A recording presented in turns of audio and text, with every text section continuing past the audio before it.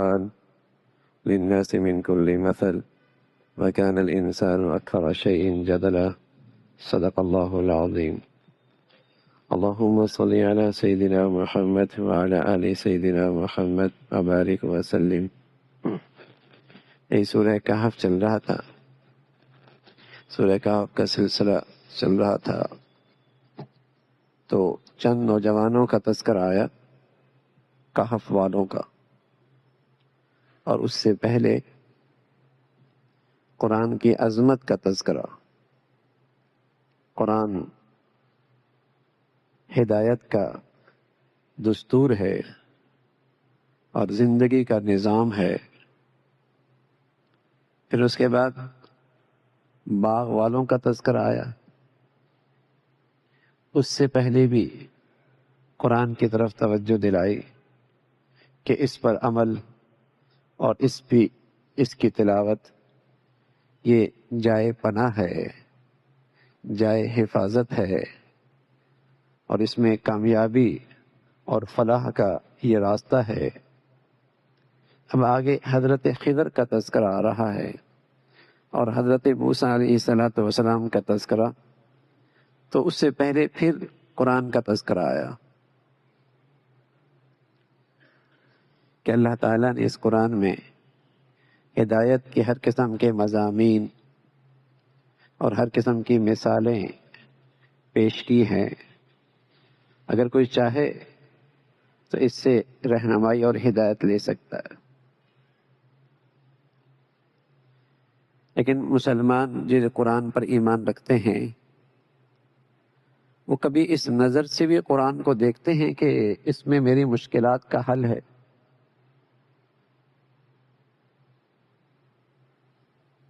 اور کبھی اسے اللہ کی یہ نعمت بھی سمجھتے ہیں کہ اللہ رب العزت نے یہ میری زندگی کی فلاح اور کامیابی کا، اس میں میری لیے رہنمائی موجود ہے.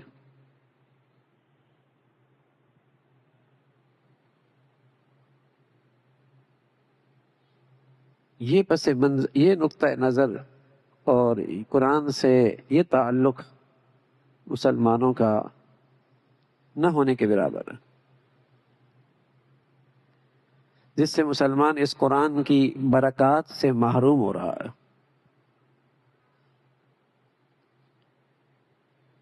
قرآن تو ہدایت کی کتاب ہے اور زندگی کے تمام معاملات میں یہ ہدایت ہے، سیدھے راستے کی رہنمائی کرتی اور ناکامیوں سے اور نقصان سے اور ہلاکت سے قرآن بچاتا ہے. اس نظر سے مسلمانوں کا تعلق قرآن سے نہ ہونے کے برابر ہے. اچھی بات ہے، مسلمان اسے پڑھ لیتے ہیں، سن لیتے ہیں، یہ بھی قرآن کا حق ہے، اس کا پڑھ لینا، اس کی تلاوت کر لینا. لیکن یہ کافی نہیں ہے. اس کے بارے میں تو میرا اعتماد اور یقین یہ ہونا چاہیے کہ زندگی کا اگر فلاح کا راستہ ہے تو صرف قرآن والا، اور اگر میری نجات اور کامیابی ممکن ہے تو صرف قرآن سے رہنمائی لینے ہی میں ممکن ہے. اور قرآن میں زندگی ہے، قرآن مجید میں زندگی ہے. اگر کہف والوں کا تذکرہ دیکھیں تو زندگی ملے گی. آپ باغ والوں کا تذکرہ دیکھیں تو آپ کو رہنمائی ملے گی کہ اصحاب کہف نے اپنے ایمان اور دین کی حفاظت کے لیے کس طرح قربانیاں دی اور ظاہری زندگی سے دستبردار ہوئے، لیکن انجام کار کامیابی اللہ نے کسے دی، عزت کسے دی، کامیابی کسے دی، سعادت کا راستہ کنہیں نصیب ہوا؟ غار والوں کا. لیکن ابتداءً ایسی کوئی راہ نظر نہیں آ رہی تھی کہ کامیاب ہو جائیں گے. لیکن انہوں نے اللہ کے دستور کو، اللہ تعالیٰ کی پسند کی زندگی کو استقامت سے اختیار کیا اور اس کے لیے بہت بڑی قربانی دی. انجام کیا ہوا؟ باغ والوں کا تذکرہ کہ ایک شخص اس کی دولت نے اور اس خوشحالی نے اسے تکبر میں مبتلا کیا، اور دوسرا جس کے پاس زندگی کا وہ اسٹیٹس تو نہیں تھا لیکن وہ خوش نصیب تھا کہ اس نے اللہ کی بندگی کا راستہ، وہ اس سے محروم نہیں تھا، اس نے اللہ کی بندگی کا راستہ مضبوطی سے پکڑا ہوا. دوسرا شخص جس کے پاس دولت، مال، خوشحالی سب کچھ تھی لیکن تکبر، غرور، نتیجہ کیا نکلا؟ متکبر رسوا ہوا، اللہ کی پکڑ آئی، دنیا نے اس کی رسوائی دیکھی، اس کی ساری خوشحالی مٹی ہو گئی، ہاتھ ملنے لگا. سبق ہے. اور وہ شخص جو بظاہر دنیا کے لحاظ سے اس کی زندگی کو اتنے قابل رشک نہیں نظر آ رہی تھی، وہ قابل رشک ہو گیا. اللہ تعالیٰ نے اسے کامیابی دے دی، اس لیے کہ اس نے بندگی کا راستے کا انتخاب کیا، سرکشی اور تکبر کے راستے سے اپنے آپ کو محفوظ رکھا. قرآن میں رہنمائی. تو اسی طرح قرآن مجید کے اندر اللہ ہر طرح کی مثالیں دیتے ہیں لیکن انسان توجہ نہیں دیتا. قرآن میں بھی اللہ کی باتوں میں بھی کجی تلاش کرتا ہے، کجی تلاش کرتا ہے، اور اس سے ہدایت نہیں دیتا کہ ہدایت لے، اپنی خطاؤں پہ معافی مانگے. کبھی تو اس کے طرز عمل سے یوں لگتا ہے جیسے یہ ماضی کی اقوام کی طرح اور پہلی قوموں کی طرح کسی عذاب کا انتظار کر رہا ہے. ہدایت کی بات بھی آ گئی، معافی کا موقع بھی ہے، لیکن یہ اسے قبول نہیں کرتا، نہ ہدایت قبول کرتا ہے اور نہ اپنی خطاؤں پہ معافی مانگتا ہے. حالانکہ اللہ تعالیٰ کی سنت یہ ہے کہ جب تک کوئی شخص اپنی خطاؤں پہ معافی مانگتا رہے گا میرا عذاب بھی ادھر نہیں آئے گا.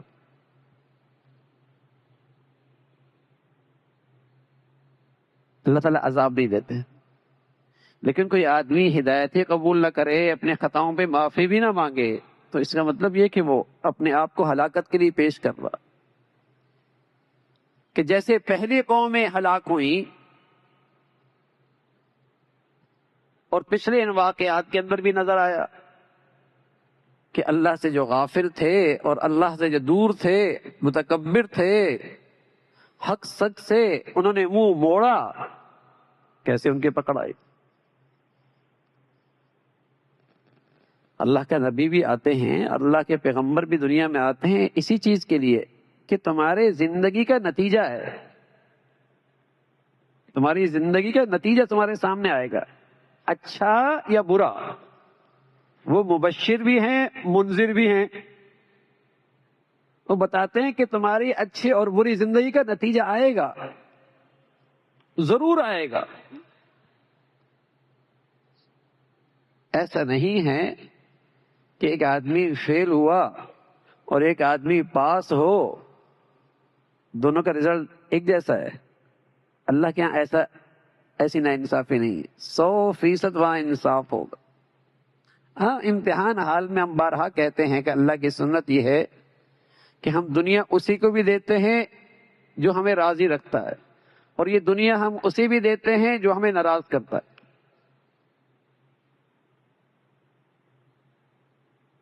دنیا کے دسترخوان پہ نافرمان بھی کھاتا ہے، فرما بردار بھی کھاتا ہے، اچھا بھی کھاتا ہے، برا بھی کھاتا ہے. یہاں تو اللہ کی سنت یہی ہے امتحان حال میں. لیکن پیغمبر یہ کہتے ہیں جو مبشر بن کے آتے ہیں، منذر بن کے آتے ہیں، کہ یہ امتحان حال کے بعد نتیجہ ضرور آئے گا، نتیجہ ضرور آئے گا. اور جب وہ نتیجہ آئے گا تو وَامْتَازُوا الْيَوْمَ أَيُّهَا الْمُجْرِمُونَ، مجرم لوگ، ناکام لوگ اچھے اور نیک لوگوں سے الگ کر دیے جائیں گے. دونوں کا مقام ایک جیسا نہیں ہو. ظالموں کے لیے ٹھکانہ اور ہے اور نیک اور پارسا لوگوں کے لیے زندگی اور ہے. دونوں میں بڑا فرق. تو بدن سے نکلنے والی زندگی کا انجام نتیجہ ضرور ہو کے رہے گا. قرآن نے اس سلسلے میں بارہا نصیحتیں کی ہیں، بے شمار مثالیں اس کی پیش کی ہیں کہ کس طرح لوگوں نے جب ان کا اعراض کیا اور ہدایت کی طرف انہیں بلایا گیا اور انہوں نے ہدایت نہیں قبول کی تو اللہ نے ان کے پکڑ کی. ہاں یہ ضرور ہے کہ اللہ کی رحمت، اللہ کی شفقت، اللہ کا کرم اس دنیا میں ہے کہ وہ ناکام اور نافرمان کی پکڑ فوراً نہیں کرتا. لیکن یہ مطلب نہیں کہ اللہ ظالم سے غافل ہے. فَلَا تَحْسَبَنَّ اللَّهَ غَافِلًا عَمَّا يَعْمَلُ الظَّالِمُونَ. ظالموں سے اللہ غافل نہیں ہے. ہاں یہ اللہ تعالیٰ کی رحمت ہے کہ مہلت ضرور دیتا ہے. یؤخرہم، مہلت دیتا ہے، جلدی پکڑ نہیں کرتا، فوراً اس کی گرفت نہیں ہوتی. سنبھل جائے، توبہ کر لے، ہوش میں آ جائے. اور خاص طور پہ ایمان والوں کے ساتھ تو ایسا ہوتا ہے. ایک مرتبہ ایک شخص آیا حضور علیہ الصلوۃ والسلام کی خدمت میں، اس کی پیشانی پہ خون آ رہا تھا. کہا کیا ہوا؟ کہا یا رسول اللہ میری بد نظری ہو گئی تھی اور آگے چل رہا تھا اور دیوار کے ساتھ میرا سر لگا. تو حضور علیہ الصلوۃ والسلام نے فرمایا اذا اراد اللہ بعبد خیرا عجل له العقوبہ. جب اللہ کسی بندے سے بھلائی چاہتا ہے تو اسے فوراً پکڑتا ہے تاکہ جلدی سنبھل جائے اور بڑی مصیبت سے اور بڑے عذاب سے اور بڑی ہلاکت سے بچ جائے. یہاں تھپڑ لگ جاتا چونکہ یہ اپنا ہے نا. جیسے ایک گلی کا بچہ غلطی کر رہا ہوتا ہے اور ایک اپنا بچہ غلطی کر رہا ہوتا ہے تو پہلے تنبیہ کسی کی جاتی؟ پہلے کسے سمجھایا جاتا ہے؟ چہرے پہ کچرا لگ جائے اور جوتے پہ کچرا لگ جائے تو صاف کس کو کیا جاتا ہے؟ چہرے پہ. تو مسلمان چہرے کی طرح ہیں اس دنیا میں، اس کی صفائی جلدی ہوگی. اور کافر اور ظالم وہ چپل کی طرح ہیں، ایک ہی مرتبہ جائے گی کچرے میں، اس پہ تنبیہ جلدی آتی. اور یہ بھی اللہ کی شفقت کا ایک انداز ہے کہ کسی بڑی ہلاکت میں نہ گر جائے. لِيُذِيقَهُمْ بَعْضَ الَّذِي عَمِلُوا لَعَلَّهُمْ يَرْجِعُونَ. ہم اسے چھوٹی چھوٹی سزائیں دیتے ہیں تاکہ یہ لوٹ آئے. تھوڑی تھوڑی تنبیہات کرتے رہتے ہیں کہ واپس آ جائے، کہ اس کے دل پہ مہر نہ لگے اور اس سے ایمان کی توفیق سلب نہ ہو، یہ اندھا بہرا نہ ہو.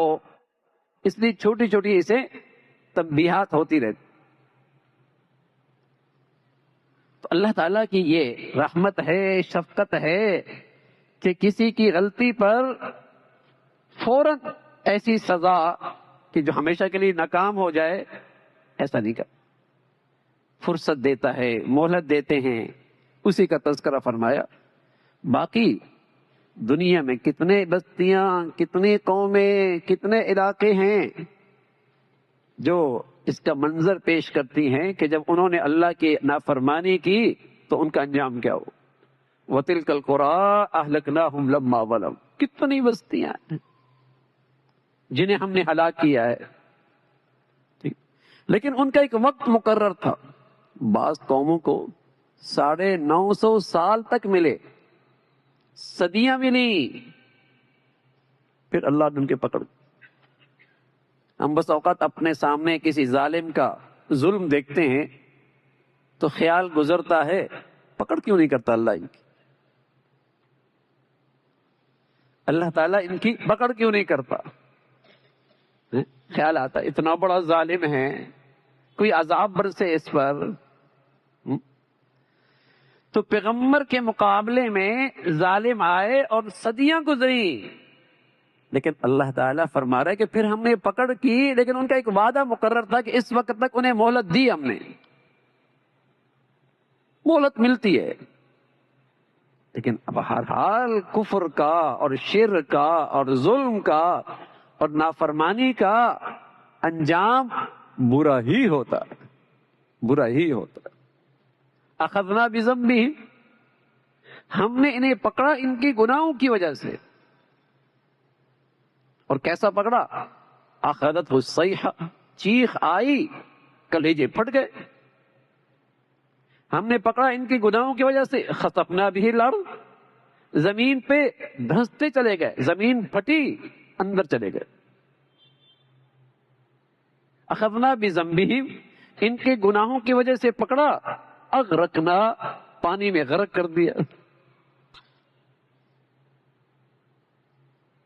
یہ سب ہوا، اتنے بستیاں، اتنی قومیں جو نشان عبرت بنے، اور وہ معاشی لحاظ سے اور اقتصادی لحاظ سے پاسماندہ نہیں تھی، بڑی خوشحال، ان کی زراعتیں، ان کی زمینوں کے زرخیزی، ان کا پانی کا نظام، ان کا اقتصاد کا سلسلہ اور ان کی عسکری طاقت غیر معمولی تھی۔ لیکن انہوں نے اپنے اندر ہلاکت لے لی، انہوں نے اپنے اندر ہلاکت لے لی۔ اور ہلاکت کیا ہے؟ گناہ ہے۔ گناہوں میں اللہ نے ہلاکت رکھی ہے، جیسے زہر میں اللہ نے ہلاکت رکھی ہے نا، ایسی اللہ نے گناہوں میں ہلاکت رکھی ہے۔ جب کوئی اس ہلاکت کی چیز کو اپنے گھر میں لائے گا تو وہ گھر کا نتیجہ تو آئے گا، اس ہلاکت، اس گناہوں کا ریئیکشن تو آئے گا۔ جب کوئی قوم اپنے اندر ان ہلاکت کی چیزوں کو لائے گی تو ریئیکشن تو آئے گا۔ گناہوں میں اللہ نے ہلاکت رکھی ہے۔ اب جو جتنا اس کو اختیار کرے، بچہ، سانپ بچہ زہر کی ہلاکت کو نہیں سمجھتا، لیکن نہ سمجھی کی وجہ سے وہ زہر کھا لیتا ہے، تو بتائیے نقصان ہوگا نہیں ہوگا؟ نقصان تو ہوگا۔ اگر مجھے اپنے اللہ کی ان باتوں پہ یقین نہیں ہے کہ گناہوں میں ہلاکت ہے، تو گناہ کرو گے تو ہلاکت تو آئے گی، چاہے تمہیں سمجھ میں آئے یا نہ آئے، چاہے تم یقین کرو یا نہ کرو۔ تم ان بچوں کی طرح جو زہر میں ہلاکت نہیں سمجھتے، کھائے جا رہے ہیں، ہلاک ہوگا نا بھائی۔ ہمیں اللہ تعالیٰ کی ان سچائیوں پہ یقین نہیں، ایمان نہیں، کریں گے گناہ، ہلاکت تو آئے گی۔ اور ہلاکت کے مناظر دیکھ رہے ہیں آپ، تو ہلاکت آتی ہے۔ تو فرمایا یہ بستیاں، یہ شہر، یہ قومیں، ان کا انجام، یہ سب عبرت کی چیزیں ہیں۔ اللہ تعالیٰ ہمیں اس قرآن سے ہدایت اور قدم قدم پہ رہنمائی لینے کی توفیق نصیب فرمائے۔ اللہم لک الحمد کلو ولک الشکر کلو، اللہم اعنا علی ذکرک و شکرک و حسن عبادتک۔ نستغفر اللہ ونتوب الیک، نستغفر اللہ ونتوب الیک۔ سبحان ربک رب العزة عما یصفون وسلام علی المرسلین والحمد